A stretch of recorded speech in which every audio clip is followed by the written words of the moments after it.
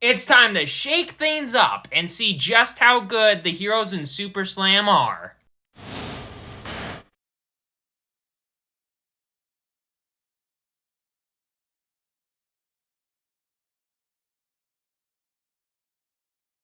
Hello and welcome to the table, and today I am back with another Flesh and Blood tier list video. This time talking about the heroes in Flesh and Blood and my early predictions as to just how much or little they're going to shake things up in the new Super Slam meta. And I'm also going to talk a little bit about how, the set itself, because it's not just, these heroes are going to be shaking things up. We got a big expansion slot. We got a couple of good Brute cards, some good Guardian cards that aren't just going to be good for, the heroes in this set. So let's get into things, talking about the heroes themselves, and the first hero being Tough Nut. Now this guy, he's a character. He's our good little boy who's not that little, but he's little on the mind. He's only got 3 intellect, but he makes up for it because he can pitch cards from the top of the deck. So you're probably gonna want to run a couple of blues, and if you have a 6 power more getting pitched that way, you get to create a toughness token, and toughness tokens can make things a little bit more defensive. So this guy seems kind of like a more slow deck who's wanting to take his time, because he's slow in the mind. He's slow, taking his time, loading up this big old punch, and when that big old punch comes through, it's gonna hurt a lot, and it's gonna make the opponent really sad, and they might just die if that happens enough times. So the deck, it's not a typical Brute deck. It's not a super aggressive deck. So it is, with the 3 intellect and that whole factor, seems like he's fairly weak to aggression. But, the Guardian style, even though he's a Brute, the kind of Guardian style-esque game plan that Tough Nut has could make him, potentially a strong contender. Now, I'm not saying he's gonna be the best deck in the game, but I'm saying Tough Nut could do some stuff here and there if, people find out the right list for Tough Nut. The proper ratios of how many blues, how many defensive, how many this, how many that kinds of cards should be in Tough Nut. So, I don't think he's gonna shake up the meta, but I think he could be a decent rogue deck. So, that's just my opinion. But that's just one of the revered heroes. We got another one too. That one being Pleiades Superstar. Now, Pleiades here is also kind of a SETI up deck. I mean, it's Guardian, so what do you expect? I mean, they're not super aggressive. That's not what Guardians do. It's just like, all right, let's set things up. Let's get everything exactly how I want. I'm going to defend this. I'm going to defend that. And all of a sudden, 14 damage to the face. And that's kind of how Guardians roll. Pleiades, not really that different, except Pleiades is setting up through her auras and manipulating auras, having effects that, give Pleiades some bonuses. Stick around for longer. Having stuff that make her stuff bigger. Stick around for less time. Pop. And then boom, big explosive power turn. And that kind of stuff. That's what Pleiades is wanting to do. And, Aura Disruption could be pretty bad for Pleiades. Like, that one card that Florian has, like Summer's Fall or whatever it's called. That kind of card. And, a lot of cards that can disrupt auras, because a lot more of those are starting to come into the game, could be pretty bad for Pleiades. And, again, weak to, disruption and early aggressive decks. And because, Guardians takes a little bit of time to set up. That's what Pleiades is doing. But I think that Pleiades, more than almost any other deck in the game, could have some of the most insane payoffs thanks to those aura setups in the entire game. Because you could be sending in 14 interactable stupidity damage that's hard to block thanks to evasion through something like a confidence token that Pleiades can make whenever the crowd cheers her. She can manipulate those auras, those suspense counters on the auras to make things, there's a lot of good things going on for Pleiades, but, still kind of prone to aggressive decks. Now, she's not going to be the best deck in the game. Again, I don't think any of the decks in this set are going to be top tier, but I think Pleiades, more than any other deck in this entire set, is going to shake things up. Pleiades is a shaker-upper, because that's a word I came up with at the last second. I'm like, why not? So yeah, Pleiades, I think she's going to shake things up. and seems like a pretty solid deck. Plus, 4 intellect, that's nice too. You don't have to worry about 3 intellect. That's pretty nice too. But then, I have Kyle. The cheapskate, the underhanded cheat. He's kind of bad in the early game like these other decks because, he needs time to be that cheat. But, when you get to that point, he could be good in late game. He could throw some opponents off with his shenaniganry, with the intimidating, with the, his ability to turn something that's not a 6 into a 6 all of a sudden. He only has 1 weapon slot. Sure, that kind of sucks. But, whenever the crowd boos you, you could get bigger tokens, which can get you resources. That's never a bad thing, Kyle's got some good stuff going for him. Plus, Reviled likes to be ahead, and you could kind of wanting to stay ahead a little bit with that cheaty stuff, but again, kind of weak to aggression, so who knows if that's going to be likely in all the matchups. It's just like Kyle doesn't really have a lot of things going for him, and in general, I just don't think Kyle is going to be that interesting of a deck besides, random cheaty stupidity here and there. For those reasons, I think Kyle's just going to be kind of meh in the meta. There isn't a lot going for him. I mean, sure, the intimidating, and there are some pretty good cards, like that one reviled attack action, it's just like pay up to 3, intimidate the opponent that many times or whatever, and it's like a 0 for 3 or something like that. That, that card could be good in Kyle, and then boom, it's suddenly a 4-powered attack. And you just pitch 2 blues, and you have a Vigor Pop, and you can do that on 1 turn. That kind of stuff, could make Kyle decent. But outside of those niche scenarios, I just don't see Kyle and a list coming up for Kyle that really makes him that insane of a deck and that, big of a contender. So, Kyle just seems kind of meh. But then, lastly, I have Lyeth Goldmane. Now, this guy has 5 intellect, which we've never seen before in all of Flesh and Blood. But because, more cards in Flesh and Blood is really freaking busted, there kind of needs to be a big downside on this guy. So, he has a downside. And a really freaking bad one, too, because, he's pretty fragile and weak due to really bad defense because all of his attacks, have their power chopped in half, and all of his cards that defend, not your equipment, of course, but, the cards in your hand are also cut in half. So something that would block for 3, nope, it's blocking for 2. Something that attacks for 6, nope, it's coming in for 3.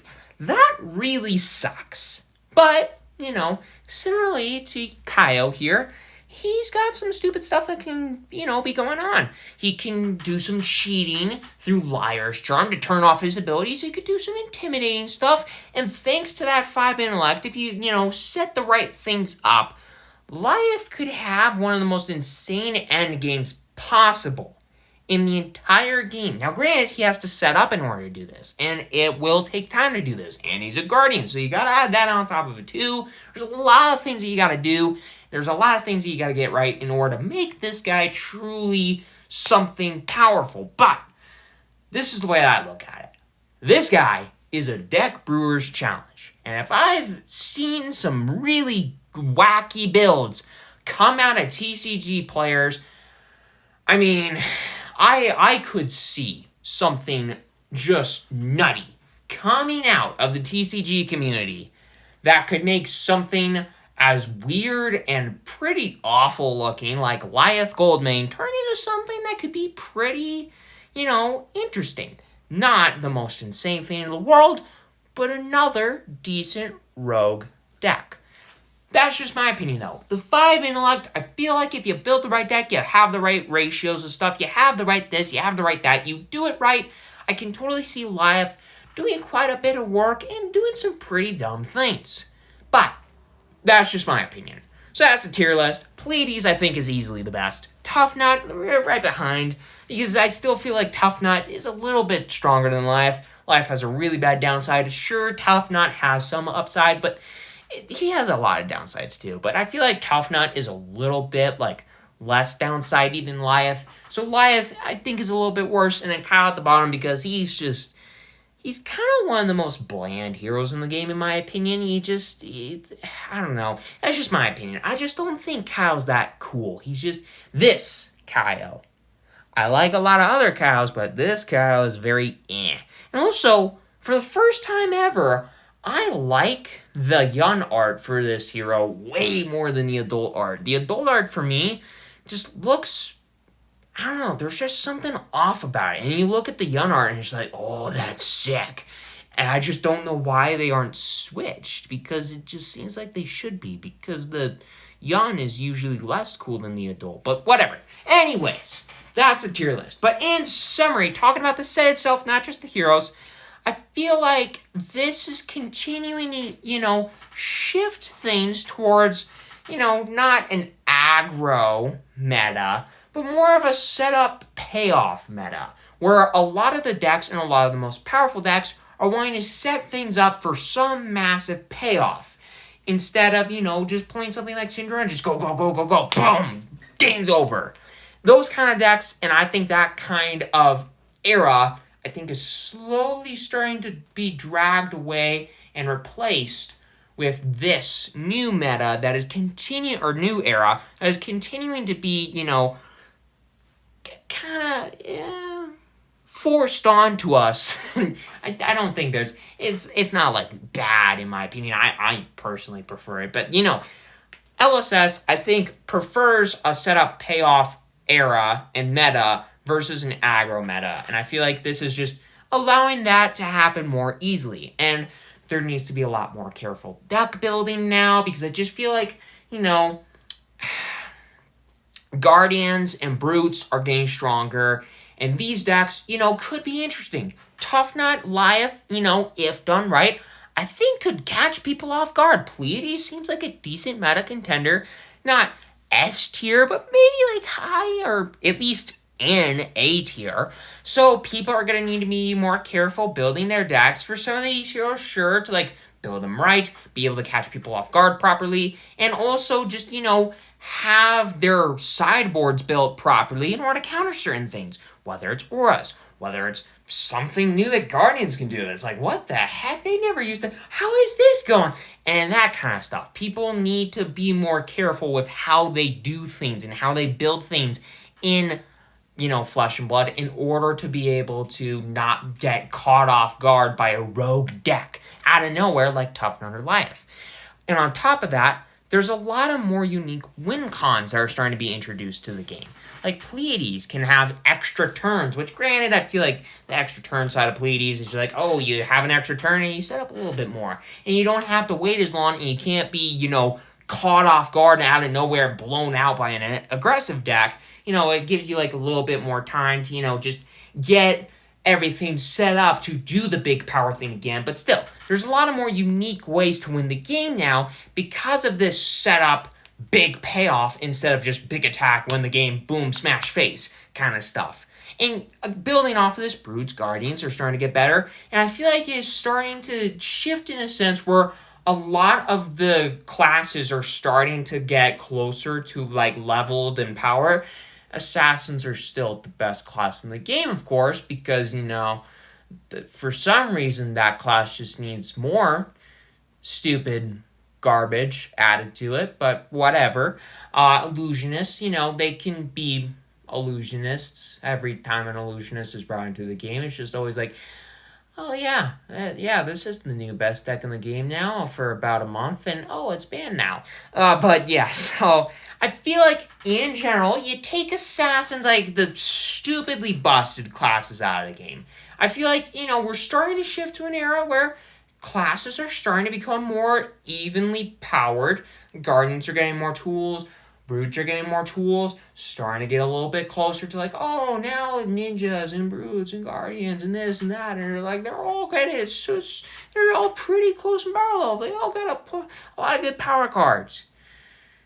And then there's Warriors who don't get any of that, of course, and Warriors are always underappreciated, and that's great. But anyways, classes are getting stronger, and not, just one class dominates them all, even though Assassins still kind of do that, but whatever, that's besides the point. But also, there's a lot of more strategy in games now. I feel like, for a minute, there was just like aggro, stupid stuff, like I was talking about earlier. Now there's a little bit more strategy in this stuff. With the more unique win cons, the more setup and payoff stuff, you kind of gotta predict things. If they're gonna cheat you, like Kyle would, or Lyeth, or something like that. There's some shenaniganry going on, like some intimidating.